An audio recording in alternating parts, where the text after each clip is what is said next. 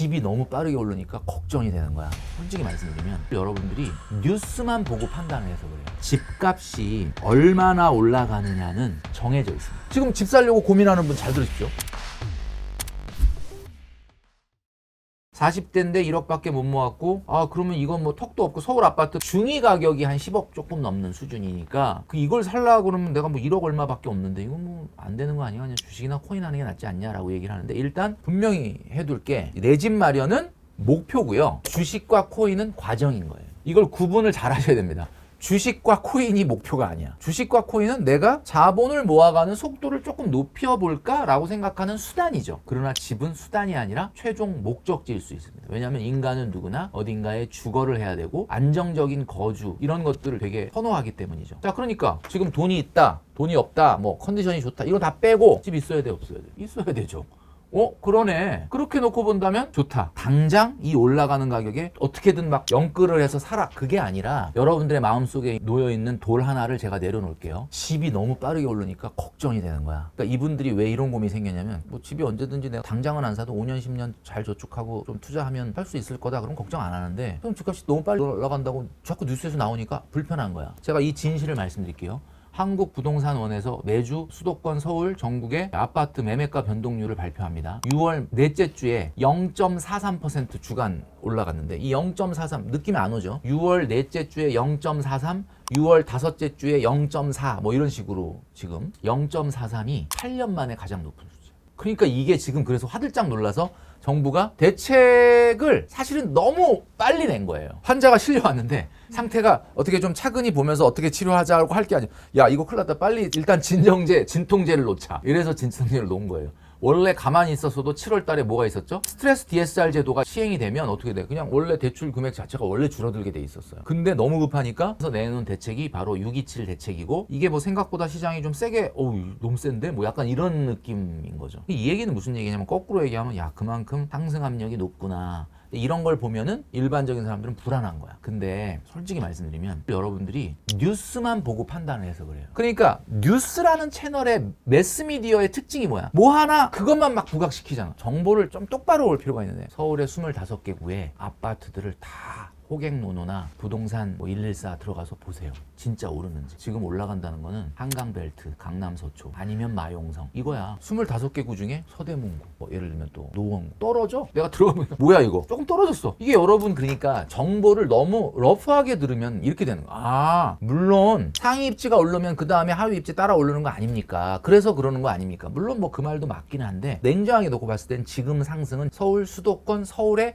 핵심 입지가 뜨겁게 올라가니까 이러다가 나중에 이게 풍선 효과로 다른 입지나 경기도로 번지는 거 아니야? 그래서 지금 한 거예요. 그러니까 여러분 뭐 이렇게 불안해할 필요가 없다. 그러나 가격이 여기서 더 안 올라가더라도 이미 몇 년 사이에 아파트 가격이 많이 올라간 건 사실 아니냐? 그건 맞아요. 그러면 제가 처음부터 여러분들에게 이걸 말씀을 드릴게요. 내가 생각한 것보다 그렇게 빨리 안 올라가고 차근히 올라간다 그러면 여러분 열심히 저축하고 투자하고 시드머니 모여서 당장 5년 내, 3년 내는 아니라도 나중에 집 살 생각은 있죠. 그죠? 그러면 지금 왜 미리부터 포기하려면, 야 지금 벌써 이렇게 많이 올라가면 이건 나는 영원히 따라잡을 수 없다. 제가 말씀드리는 내용이 뭐냐면, 집값이 얼마나 올라가느냐는 정해져 있습니다. 이게 무슨 얘기냐? 많은 분들이 뭘 궁금해하냐면, 내가 지금 이 대출을 왕창 땡겨갖고 지금 이 집을 사야 돼 말아야 돼를 고민하는 이유는, 이 집이 지금 갑자기 1년 2년 사이에 너무 올라갈 것 같은 거야. 그러니까 우리의 관심사는 뭐냐면, 집이 올해 내년에 너무 올라가는 거 아니야? 이게 관심이 있는 거예요. 알 수가 없죠. 근데 1년 2년의 상승률이 아니라 10년에서 15년 정도의 장기 상승률은 거의 한 점에 수렴합니다. 단기 주택 가격에 영향을 주는 거는 금리죠. 금리가 막 낮아진다 그러면 사람들이 막 집을 살려고 그러니까 단기적으로는 상승률이 좋아지고, 오히려 경기가 좋아가지고 막 금리가 올라가잖아요. 그러면 오히려 통화정책이 긴축으로 가면서 금리를 올리면 사람들이 이자가 너무 높아 안 사. 이게 거꾸로예요. 사람들이 착각하는 게, 경기가 안 좋은데 왜 이렇게 집값이 올라? 경기가 안 좋으니까 오르는 거예요.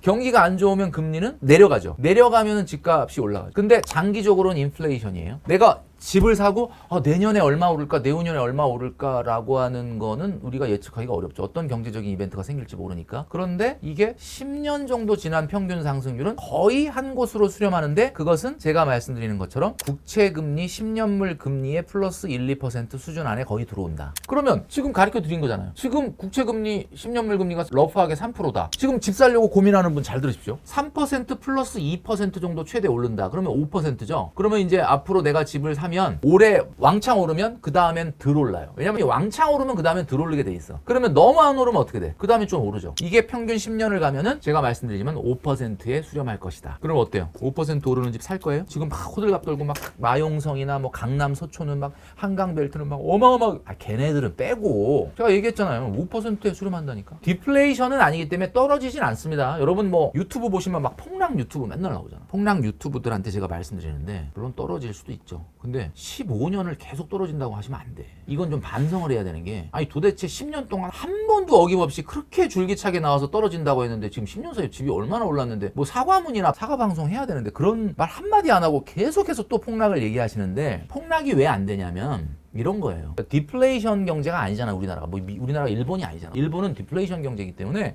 올해보다 내년이 무조건 쌉니다. 그러면 당연히 나 같아도 내년이 싸면 내년에 사지. 그럼 내년에 살려고 그러면 내후년이 더 싸. 영원히 소비를 안 하고 안 사. 그러니까 디플레이션이 되는 거잖아요. 우리나라는 디플레이션 경제가 아니기 때문에 집값이 하락하기는 어려워요. 물론 너무 올랐기 때문에 어떤 경제적인 이벤트가 생겼을 때 뭐 조금 충격으로 떨어질 수는 있으나 전반적으로 뭐 반토막이 나네 무슨 뭐 폭락을 하네 이거는 집값을 이해 못하는 사람이 하는 얘기예요. 그러니까 40대 1억 얼마밖에 안 모았는데 불안하다. 제가 이해 말씀드렸잖아요. 5%밖에 안 올라요. 수도권 기준. 서울의 아주 상위 입지 빼고는. 그럼 5% 평균 오른다 그러면 그 5% 오르는 거를 5% 대출 받아서 사시는 게 맞냐? 수익률 면이 아니라 지금 신혼인데 난 아파트에 살면서 이 신혼의 삶을 좀 제대로 즐기고 싶다. 아예 사야죠. 그러니까 집이 올라가는 거거든요. 그러니까 집값은 감성의 영역을 제거하고는 논할 수가 있는 게 아니에요. 주거기 때문에. 그래서 폭락을 하네 반토막이 나네 이런 얘기는 그만하고 일단 일반적인 입지는 5% 이내로 오릅니다. 자 이렇게 제 얘기를 믿어보세요. 10년 이내에 평균 5% 이상은 안 가요. 해볼 만한 게임 아닙니까?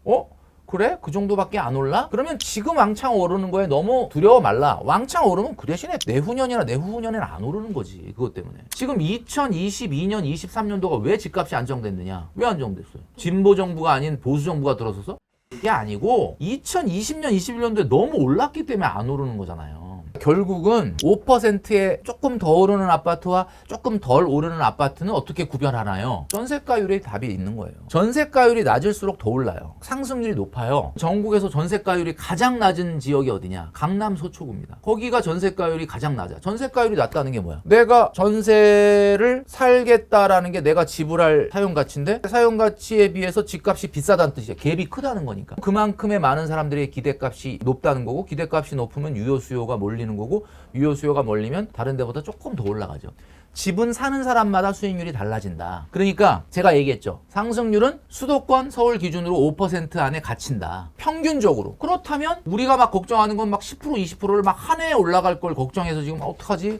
포기해야 되겠다라고 하는 건데 포기하지 말고 3%에서 5%밖에는 안 올라가니 평균으로 보면. 그러니 어쨌든 씨드를 키워서 적절한 시점에 시도를 해야 된다. 40대에 1억을 지금 모았다라고 하면 지금 당장은 당연히 서울에 4억 9천짜리 아파트도 못 사죠. 그러나 몇 년 지나면 달라지지 않겠습니까? 물론 그 4억 9천 아파트도 오르긴 하겠지만 포기하면 안 된다라는 거예요. 그리고 그걸 가는 동안에는 말씀하셨던 것처럼 주식이나 코인이 도움이 된다면 해야죠. 그러나 주식이나 코인에 너무 과한 비중을 넣게 됐을 때는 멘탈이 흔들릴 수가 있어. 그러니까 적당한 정도의 비중이 필요하겠죠. 그 적당한 비중이 뭐예요? 1억 이상 모았다면 7대3을 권해드립니다. 7대3. 여러분들이 이렇게 얘기하면 근데 멘토님은 주식이 지금 최근에 S&P 500이 지난 3년간 33%가 올랐고 나스닥은 뭐 거의 40%가 올랐고 그런데 저렇게 7대3으로 가면 안 되고 오히려 3대7로 가야 되는 거 아닌가? 이런 말씀을 하실 수도 있어요. 근데 제가 말씀드릴게요. S&P 500의 지난 3년간 투자 수익률이 33.7이다. 33.7이라는 건 어떤 거냐면 여러분이 여러분이 목돈을 3년 전에 넣어놓고 3년 동안 한 번도 안 찾았을 때 33.7인데 여러분은 그렇게 투자할 수 있는 분이 아니잖아요. 매달 100만 원, 50만 원 이렇게 넣을 거잖아요. 그렇게 넣으면 33.7은 안 나와요. 그렇게 되면 10몇 %밖에 안 나와. 그럼 10몇 %가 내가 저축하는 것보다 당연히 수익률이 높죠. 그런데 10몇 % 과거에 나왔다고 앞으로도 무조건 10몇 % 나온다고 볼 수가 없지 않습니까? 그렇다면 제가 얘기하는 7대 3이 맞다. 그리고 생각보다 그 금액은 저축을 했을 때와 S&P 500이나 나스닥에 분할 적립식으로 투자했을 때가 물론 과거 같은 좋은 수익이 나온다면 조금 차이는 있지만 생각보다는 그렇게 어마어마한 차이는 안 납니다. 그래서 7대 3으로 모아라. 내 전세금 포함해서 2억에서 2억 5천 3억 될 때까지는 일단은 저축과 투자를 병행하면서 내 집 마련에 대한 꿈을 버리지 말아라. 그리고 처음부터 뭐 굉장히 무슨 상위 입지 아파트를 가는 게 아니잖아요. 솔직히 말씀드리면 아파트라고 하는 이름 붙어 있는 거를 사라는 거예요, 제 얘기는. 연립 빌라는 안 됩니까? 이렇게 얘기하는 분이 많은데 연립 빌라는 주거로서는 굉장히 가치가 있어요. 왜냐면 똑같은 비용보다 훨씬 더 적은 대출이나 대출 없이도 내가 생활의 안정을 기할 수 있다. 지역이 좋은데 우리 집이 아파트가 아닐 뿐이지 너무 깔끔하고 좋아 이런 집 많거든요. 괜찮아요. 그런 것도 나쁘지 않아요. 그런데 자산 가치로는 조금 떨어질 수밖에 없는 게 최근에 전세 사기 문제라든지 이런 것 때문에 이 초양극화 시대에는 아파트의 쏠림 현상이 당분간은 지속될 가능성이 높습니다. 그러면 이제 헷갈리실 거예요. 이렇게 얘기하면 그럼 난 이 3억은 어떻게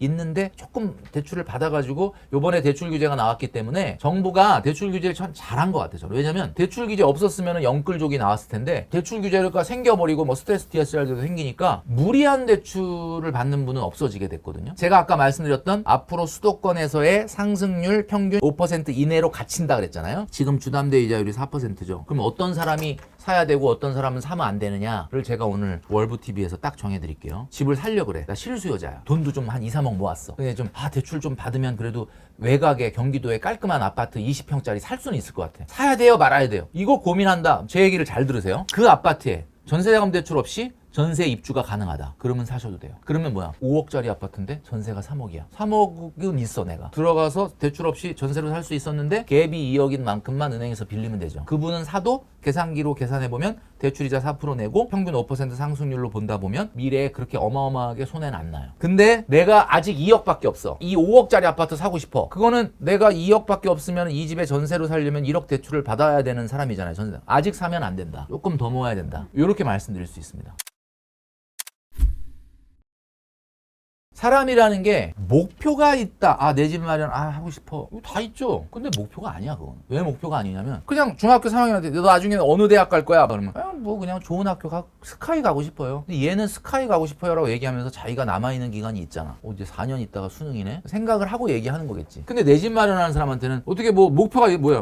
어떻게 뭐 내 집 마련 아파트에서 수도권으로 아파트 목표입니다. 언제까지? 그럼 대답을 못해. 언젠간 해야 되겠죠. 목표가 아닌 거예요. 기한이 없으면 사람은 목표가 아닌 거예요. 그러니까 여러분이 놓쳤던 게 뭐야? 내 집 마련 하고 싶죠. 그건 목표가 아니었던 거예요. 난 목표인 줄 알았는데. 그러니까 골든타임이 필요하다. 골든타임 뭐야? 경제활동 시작하는 여러분들에게 말씀드리는데 내가 돈 벌고 15년 안에는 내 집 마련을 해야 됩니다. 15년이에요. 이제 기한이 딱 생기니까 조금 쫄리죠. 어떻게 해야 되지? 이게 되는. 그게 벌써 이 각성 효과. 미혼 같은 경우는 50세 전에는 내 집 마련을 하면 돼요. 요즘은 은퇴 기간이 많이 늘어났습니다. 그래서 뭐 60세나 55세 때까지 일하고 일 그만두고 40년, 30년을 놀고 먹어야지 이게 안 돼요. 어쨌든 아마 슬로우 워킹이라도 제가 봤을 때는 아마 60, 70 이상 일을 하게 될 테니까 50세 전에 내 집 마련해도 늦는 건 아니에요. 충분히 노후나 내 삶을 1인 가구보다는 2인 가구가 유리하긴 하죠. 왜 그러냐면은 15년이라는 기간이 일반적인 사람들이 사회에 나와서 몇 년 지나서 결혼하고 신혼 때 뭐 아이를 낳고 이렇게 지나다 보면 15년이 딱 지나면 저축 절벽이 와. 지금 제가 이 얘기를 했는데 깜짝 놀라셨죠? 나는 지금 왔는데 저축 절벽이. 그러니까 여러분이 지금 단단히 문제가 있다는 거예요. 그러니까 뭐냐? 15년이 지나서 저축 절벽이 오는 건 뭐야? 애가 이제 한 열 몇 살 됐겠지. 그쯤 되면 중학교를 간다. 막 사교육비가 들어가고 막 걔가 막 돈을 진공청소기처럼 빨아들이는데 내가 어떻게 돈을 아무리 옛날보다 많이 벌어도 안 되잖아. 그러니까 15년 전에 내 집 마련을 아무리 대출을 좀 받더라도 완성을 했어야 된다라는 거고 1인 가구는 당연히 불리합니다. 왜 50세까지 여유를 줬느냐? 여유를 준 게 아니라 25평 아파트를 맞벌이해가 우리 두 부부가 열심히 한 10몇 년 노력해서 장만했다. 이런 거는 많이 보는데 1인 가구는 나 25평 필요 없는데 12.5평짜리가 아파트가 없잖아요. 그러니까 오래 걸려요. 그래서 50세로 얘기한 거예요.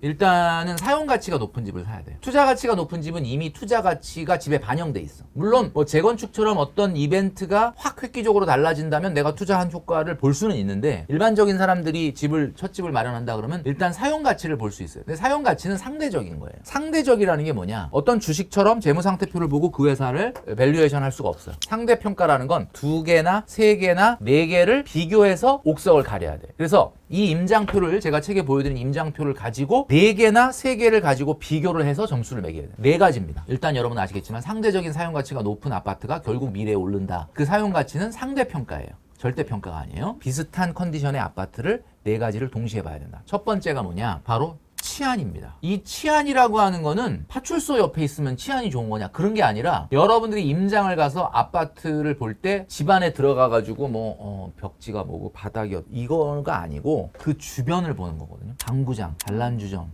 집 앞에 무슨 여기 상가 건물인데 뭐 당구장이 있고 막 게임 PC방이 있고 이런 거를 다 종합적으로 얘기하는 거예요. 그게 뭐 실제로 유해 시설은 아니지만 내 마음이 좀 불편하면 이런 식으로 치안을 보는 임장법이 있어요. 그 다음에 두 번째는 교육 환경입니다. 교육은 여러분 아시겠지만 학교가 아니라 학원입니다. 네, 안타깝게도. 그 대신에 이제 학교도 중요합니다. 통학 환경, 초품화라는 게 왜 인기가 있어? 초등학교를 품고 있는 단지는 뭐 어디 길 건너 갈 이유도 없고 그냥 단지 안에 초등학교가 있으니까 얼마나 좋아, 그죠? 뭐 그런 거. 그 다음에 요즘 같은 경우는 면학 분위기를 많이 보거든요. 학군이라는 거는 많이 없어지긴 했어요, 옛날에 비해서. 왜냐면 요즘은 특목고 자사고 같은 게 지역으로 가는 게 아니기 때문에. 중요한 거는 학원 컴플렉스에 얼마나 빠르게 접근이 가능하냐, 이런 것도 있고, 면학 분위기라는 건 이런 거예요. 반에서 꼴찌가 얼마나 열심히 하나, 요걸 보면 돼. 반에서 꼴찌인데 엄청 열심히 하는 그런 동네가 면학 분위기가 좋은 거예요. 어떻게 판가름할 수 있는지를 제가 여기다 써놨으니까 보시고. 그 다음에 세 번째는 교통과 고속도로 접근성입니다. 사실 교통이 굉장히 생각보다 중요해요. 많은 분들이 상위 입지는 뭐 어차피 원래 그 상위 입지들은 지하철도 맨날 집 앞으로 다니고 뭐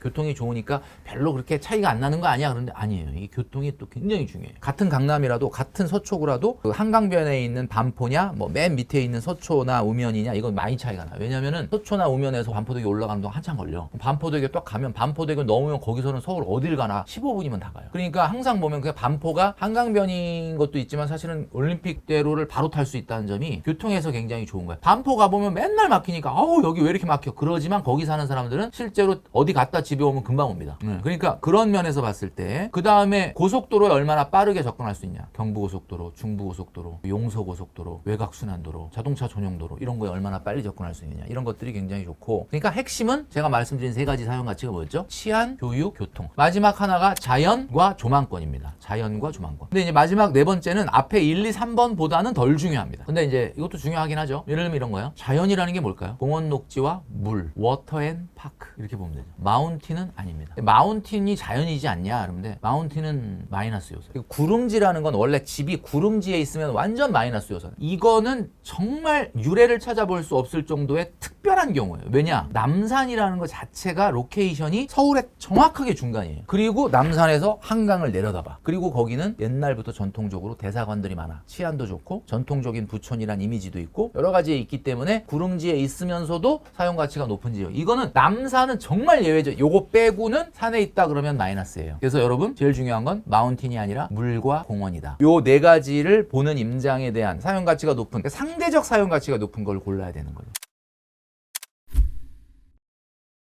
저는 일단은 최대한 주거 비용을 줄이면서 예를 들면 조금 더 2, 3억 될 때까지 시드를 뭐 주식으로 모으시든 코인으로 모으시든, 제가 봤을 땐 저축이 조금 높은 비중이면 좋겠는데 모으시는 게 일단 급선무고요. 빨리 그냥 내 집 마련을 미리 해버리고 싶다 그러면 좋은 연립이나 빌라 같은 것도 주거로서는 굉장히 만족도가 좋은 공동주택이잖아요. 그런 것들 대신에 연립 빌라를 사려면 대출은 조금 작아야 되겠죠. 대출을 너무 왕창 땡겨서 연립 빌라를 사면 왜 안 되죠? 연립 빌라는 상승률이 아파트보다 떨어지니까 내가 이자 비용까지 내면서 따라가기는 어려워요. 그러니까 연립 빌라를 산다면 뭐 대출이 진짜 한 1, 20%, 2, 30% 이내로 받고 산다. 2억 5천짜리 빌라인데 내가 한 5천, 6천 대출 받아 산다. 그건 좋은 것 같아요. 그리고 그걸로 안주하지 마시고 이자 비용이 많이 안 나가니까 조금 더 자본을 모아서 아파트로 갈아타겠다. 연립 빌라를 징검다리로 내가 삼겠다. 그런 전략으로 가셔야 되겠죠. 저는 사실 거의 9대1, 거의 뭐 주식 투자도 조금 하긴 했는데 너무 돈 모으는 거, 그러다 보니까 생활을 너무 압박을 준 거죠, 우리 가족들한테. 과거로 간다면 미래를 알아서 그런 걸 수도 있겠죠. 있겠지만 조금 더 지금보다는 더 공격적으로 투자를 했겠죠. 근데 공격적으로 한다 그래도 저는 7대3 이상은 안 했을 것 같아. 그러니까 이제 기본적으로 수익률보다는 원금 높이는 것이 더는 더 중요한 투자다 이렇게 생각을 할 것 같고, 내가 과거에 좀 힘들게 살아왔던 걸 생각하면은 우리 후배님들이나 이런 분들한테 조금 힘들더라도 잘 참아봐라,